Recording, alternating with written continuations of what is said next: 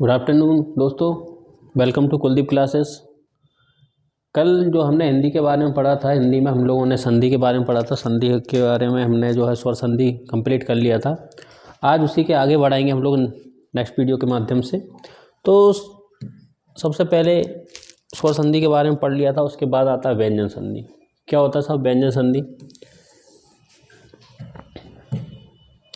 व्यंजन संधि के बारे में पढ़ते हैं। व्यंजन संधि क्या होती है? तो जैसे मैंने आपको बताया था कि संधि में दो पद होते हैं, एक तो प्रथम शब्द होता है, दूसरा द्वितीय शब्द होता है।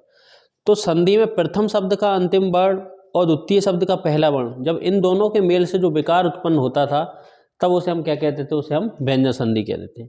तो इसी प्रकार से व्यंजन संधि में भी क्या होगा कि प्रथम शब्द का अंतिम वर्ण क्या होगा? प्रथम शब्द का अंतिम वर्ण व्यंजन होगा और द्वितीय शब्द का भी प्रथम वर्ण या तो व्यंजन रहेगा या तो स्वर रहेगा। तो दोनों के मेल से जो विकार उत्पन्न होगा वो क्या कहलाएगी? वो आपकी व्यंजन संधि कहलाएगी। ठीक, जैसे हम लोग देख लेते हैं। व्यंजन संधि की परिभाषा मैंने आपको बता दी है कि व्यंजन के बाद या तो स्वर आए या तो व्यंजन आए, तो दोनों के मेल से जो विकार उत्पन्न होगा उसे हम क्या कहेंगे? उसे हम व्यंजन संधि कहेंगे। क्या कहेंगे? व्यंजन संधि कहेंगे। जैसे मैंने उदाहरण दिया दिक् धन गज, दिक् प्लस गज। तो यहाँ पे प्रथम शब्द का अंतिम वर्ण क्या है? अंतिम वर्ण है क, और यहाँ पे प्रथम वर्ण क्या है? ग। तो का क्या हो गया? यहाँ गा हो गया, तो ये क्या बन गया? ये दिग्गज बन गया। ठीक, अब ये कैसे बना, का गा क्यों हुआ, वो आगे हम नियमों के माध्यम से समझेंगे। तो यही बताया मैंने कि व्यंजन के सामने स्वर आ जाए या व्यंजन आ जाए, बनेगा क्या साहब? व्यंजन संधि। ठीक, आगे बात करते हैं हम लोग। सबसे पहला नियम क्या होता है व्यंजन संधि में? क्या होता है भाई? पहला नियम है कि वर्ग के पहले वर्ण का तीसरे वर्ण में परिवर्तन। वर्ग के पहले वर्ण का तीसरे वर्ण में परिवर्तन। तो तीसरे वर्ण में कैसे परिवर्तित होगा वो जान लेते हैं। तो हमें पता है कि हमने वर्णमाला में पढ़े थे वर्ग। वर्ग कितने होते हैं? वर्ग 5 होते हैं। प्रत्येक वर्ग में कितने वर्ण होते हैं? 5। तो वर्गों का पहले वर्ण के आधार पर ही नामकरण कर लेते हैं। तो वर्ग का पहला वर्ण क्या है? क च ट त प। तो क च ट त प के बाद किसी भी वर्ग का तीसरा या चौथा वर्ण आए या कोई स्वर आए या य र ल व ह में से कोई भी वर्ण आ जाए, तो हम क्या बनाएंगे? क च ट त प अपने ही वर्ग के तीसरे वर्ण में। तो इसको फॉर्मूले के माध्यम से समझ लेते हैं। क च ट त प के सामने किसी भी वर्ग का तीसरा वर्ण या चौथा वर्ण आ जाए या स्वर आ जाए या र ल व या हा, इनमें से कोई भी वर्ण आ जाए, तो का च ट त प अपने ही वर्ग के तीसरे वर्ण में बदल जाए। किसने वर्ण में? तीसरे वर्ण में। कैसे? जैसे ये लिखा मैंने सबसे पहला दिग्गज। क्या लिखा? दिक् प्लस गज। ठीक, तो हमने देखा कि प्रथम शब्द का अंतिम वर्ण क्या है? का के सामने क्या है? गा आया। गा कौन सा है? वर्ग का तीसरा वर्ण है। तो गा का तीसरा वर्ण क्या होगा? गा ही होगा। तो भाई हमें पता है कि दी का दी हो गया, का हलंत वाला है तो गा भी हलंत वाला, मतलब आधा हो जाएगा। गज का गज क्या हो गया? दिग्गज हो गया। क्लियर? जैसे मैं दूसरा उदाहरण देख लूं आपको। जैसे मैंने आपका दे दिया, मान के चलो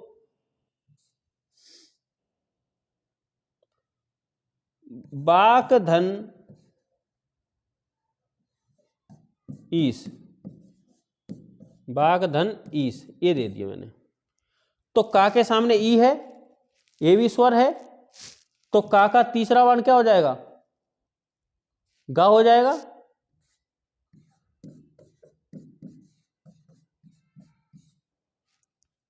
क्या हो गया? भागीस। क्लियर? तो इस प्रकार से ये पहला नियम हो जाएगा। क्लियर है? क्लियर है साहब? आगे बात करते हैं। अगला नियम क्या होता है? अगला नियम आता है वर्ग के पहले वर्ण का पांचवें वर्ण में परिवर्तन। अब वर्ग का पहला वर्ण किसमें बदलेगा? पांचवें वर्ण में। तो हमने देखा कि प्रत्येक वर्ग का क च ट त प, मतलब वर्गों में क च ट त प के बाद यदि ना या मा आए, यदि ना या मा आए तो क च ट त प अपने ही वर्ग, सामने वाले वर्ग के पांचवें वर्ण में बदल जाता है। कैसे? मैंने आपको दे दिया, मान के चलो सबसे पहले मैंने दिया बाक धन मय, क्या बोला, बाक धन मय। का के सामने माँ है, तो जब का के सामने माँ है तो ये बताओ का का पांचवा अक्षर क्या होगा, का का पांचवा वर्ड क्या होगा, अंगा होगा, तो क्या हो जाएगा, भागमय। का अपने पांचवें वर्ग में बदल गया, या इसके फॉर्मूले लिख सकते हैं हम लोग क्या, कि का च ट त प के बाद ना आ जाए या माँ आ जाए तो क्या होगा, का चा टा ता पा अपने ही वर्ग के पांचवें वर्ण में बदल जाता है। मतलब का किस में बदल जाएगा, अंगा में। चा किस में बदल जाएगा, या में। टा किस में बदल जाएगा, इसमें, अड़ा में। ठीक, ता किस में बदल जाएगा, ना में। पा किस में बदल जाएगा, माँ में। क्लियर हुआ। तो ये अपने ही वर्ग के पांचवें वर्ण में बदल जाएंगे। क्लियर हुआ। जैसे सत धनमती, क्या हो जाएगा, सम्मति।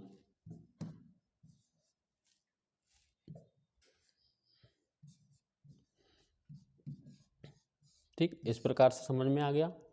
तो इस प्रकार से वर्ग पहले वर्ण का किस में बदल गया, पांचवें वर्ण में बदल गया।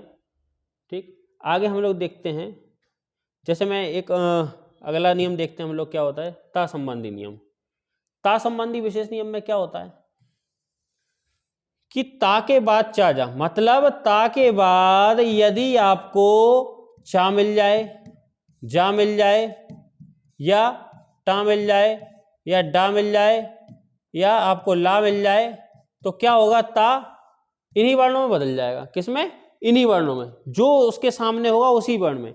जैसे उत धन चारण, क्या, उत धन चारण, ये बाय मिस्टेकनली ये चारण था। ठीक, जैसे मैंने आपको लिखा उत धन चारण, ये लिखा, तो देखो ता के सामने क्या है, चा आया, तो ता किस में बदलेगा, चा में बदलेगा, तो उच्चारण। क्लियर। उत धन ज्वल, क्या हो गया, उज्ज्वल। तत् धन टीका, क्या लिखा हमने, तत् धन टीका, तो क्या हो जाएगा, तत् टीका। तत् टीका का मतलब क्या होता है, तट टीका का मतलब होता है रणनीति। क्या होता है, जैसे मैंने लिखा उत धन डयन, क्या हो जाएगा, ता के सामने डा है तो डा में ही बदल जाएगा, उड्डयन।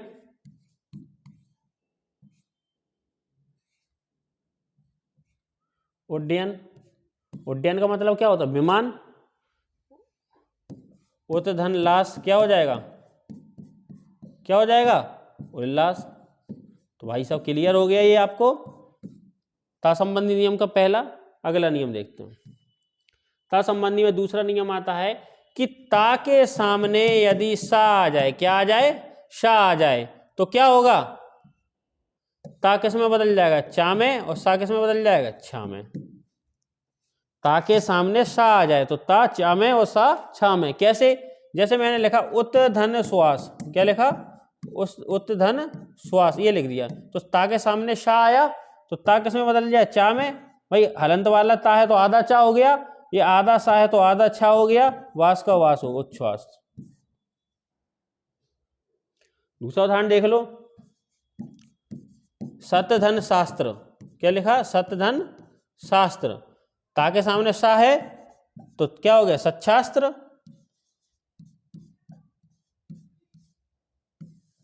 क्लियर, नियम समझ में आ गया। अगला देखते हैं। अगला नियम आता है कि ता के बाद यदि हा आता है तो दो परिवर्तन होते हैं। क्या, एक तो ता के से दा बन जाता है, हा से धा बन जाता है। उत धन हार, देखो ता का क्या बन गया, दा बन गया, जैसे उद्धार लिखा उत धन हार, तो ता का क्या हो गया, दा, और हा का क्या हो गया, धा। ठीक, तो क्या होगा, उ दा ऐसा और धार, तो उद्धार, उद्धार ऐसा भी लिख देते हैं, और उद्धार में धा नीचे आ जाएगा, दा इसमें। ठीक, इन दोनों में से कोई भी लिख सकते हैं। जैसे सित धन हार्थ, तो क्या हो जाएगा, सिद्धार्थ हो जाएगा।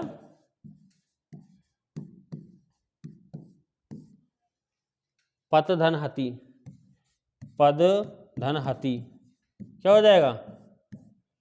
अब यहां पे देखिए ता दा भी हो सकता है, ठीक, ताया दा का दाई बनता है पद, तो क्या हो जाए पद्धति।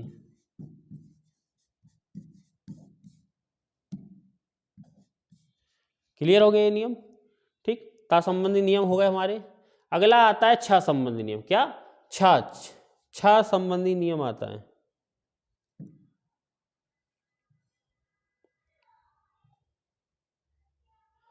छ संबंधी नियम होता है। छ संबंधी में नियम क्या होता है, सीधी सी बात आपको ध्यान रखना है, किसी स्वर के बाद, मतलब कोई भी स्वर हो, कोई भी स्वर हो और स्वर के बाद यदि छा दिख जाए, क्या, छा दिख जाए, तो सीधी सी बात छा से पहले क्या आ जाएगा, चा आ जाएगा। क्या आ जाएगा, चा आ जाएगा। चा कैसे, चा से पहले क्या, जैसे मैंने लिखा, अभी लिखा है परिधन छेद, क्या लिखा, परिधन छेद। तो देखो यहाँ पे जो राम है हलंत लगाया, बाहर क्या निकला, छोटी, और छोटी के बाद क्या है, छा है, और यहाँ पा का पा लिख दिया मैंने, यहाँ पे हलंत हटा दूं कोई दिक्कत नहीं है। तो ई के बाद छा आया तो क्या हो जाएगा, ई के बाद छा है तो क्या चा हो जाएगा। तो सीधी सी बात ये देखना है क्या हो जाएगा, बस छा से पहले चा लगा दो, परिच्छेद। जैसे ये लिखा मैंने स्वाधन छंद, क्या, स्वाधन छंद, वा में हलंत लगाया, आ निकला, यहाँ पे छा है, छा से पहले चा आ जाएगा, स्वर के बाद कोई छा हो तो क्या होगा, चा आ जाएगा, स्वच्छंद, क्या हो जाएगा, स्वच्छंद। क्लियर, नियम समझ में आ गया। अगली बात करते हैं, अगला नियम आता है मां संबंधी नियम। मां संबंधी नियम में क्या होता है, वेरी सिंपल है कि मां के सामने का से लेके मां तक का, का से लेके मां तक का,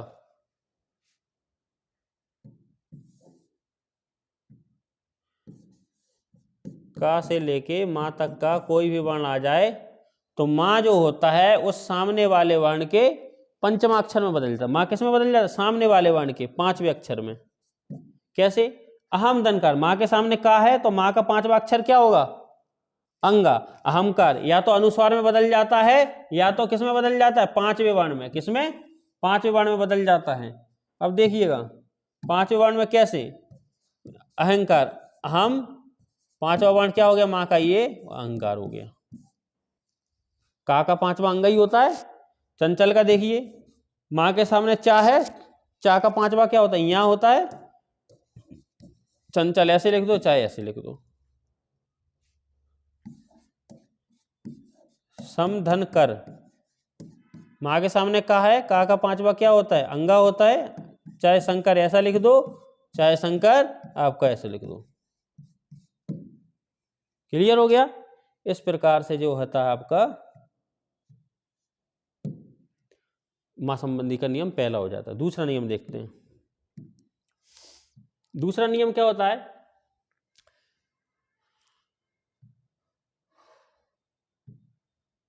दूसरा नियम, मां के बाद यदि मां आता है तो अनुस्वार का प्रयोग नहीं होता। क्या हो जाता है, द्वित मम हो जाते, मतलब दो मां जैसा होता है तैसा ही लिखा होता है। समधन मान तो क्या हो गया, सम्मान हो गया।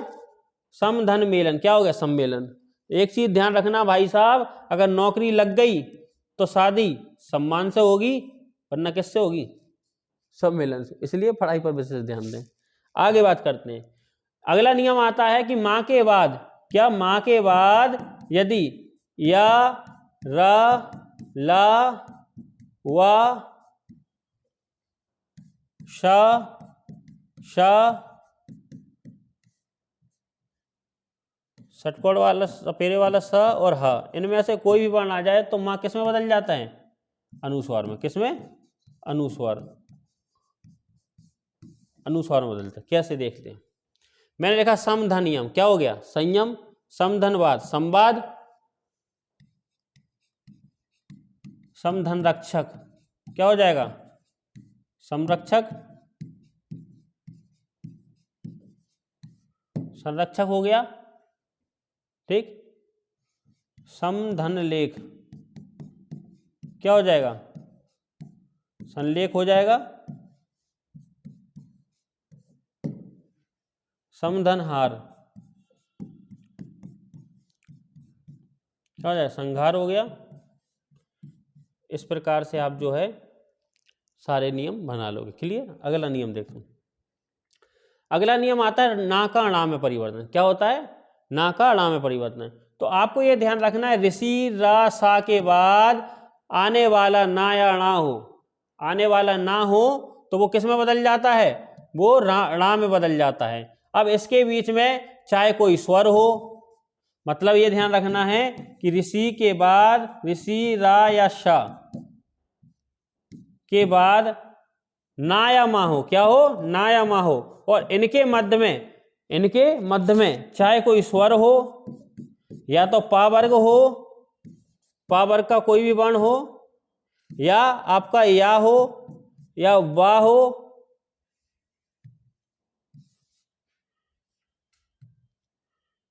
वा हो या हा हो, तो क्या होगा, ना किस में बदल जाता है, णा में। क्या होता है, ना णा में बदल जाता है, ना किस में बदल जाता है, णा में बदल जाता है। री धन ना क्या हो गया, ऋण। परिधन न क्या हो गया, परनय। प्रधनमाण, प्रधनमान क्या हो जाएगा, प्रमाण। क्लियर। ना के सामने माँ आ गया, बीच में माँ आ गया तो क्या हो गया, प्रमाण। ठीक। अगला नियम देखते हैं, शा का शा में परिवर्तन। एक बात ध्यान रखना है, छोटी ई या छोटा ऊ के बाद अगर सपेरा वाला सा मिल जाता है तो सपेरा वाला सा किस में बदल जाता है, षटकोण वाले सा में परिवर्तित हो जाता है। अभिधन से ई के बाद शाह है तो शाह षटकोण वाले सा में बदल गया तो क्या बन गया, अभिषेक। विधन सम, ई के सामने शाह है तो क्या हो गया, विषम। ठीक। जैसे ये बोल सुधन समा,